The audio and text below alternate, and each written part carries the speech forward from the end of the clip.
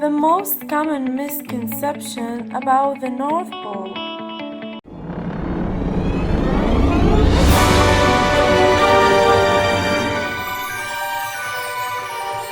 What is the North Pole really if not the home of Santa Claus and his elves?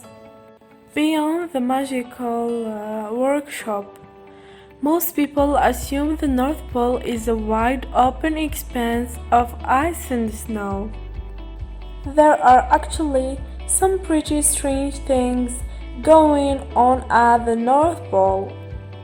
If graduated second grade, you know that there are 7 continents stretching around the globe, but the North Pole isn't one of them. So why isn't it getting the land-defying respect that it deserves?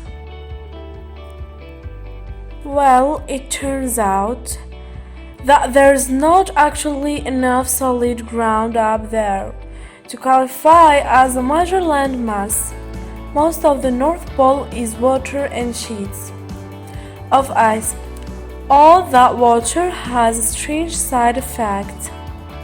See, while all of the ice and water naturally mix for a cold location, it's hardly the most frigid place on planet Earth, which begs the question, which location takes that title? The South Pole is actually the coldest spot. Its ice is on land, not water, meaning there's less ambient heat. Still, that's not the only quirk. There are some other strange things going on up north. Temperatures at the North Pole might not be cold as in Antarctica, but they can still get pretty extreme. Highs peak around 0 Celsius while lows can reach -16.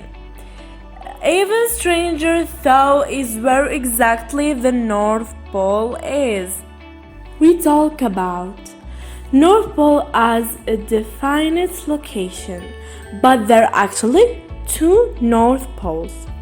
One is the magnetic North Magnetic Pole, and the other is the North Geographic Pole.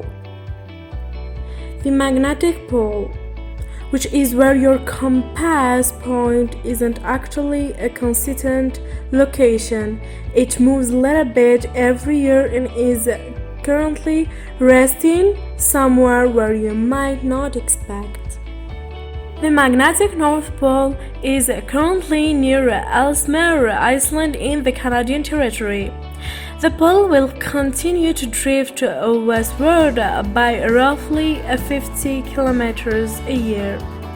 But what about the geographic pole? The geographic North Pole marks the extreme northern point of Earth's national axis. That's the conventional top of the planet. Pole you probably think of when someone says North Pole.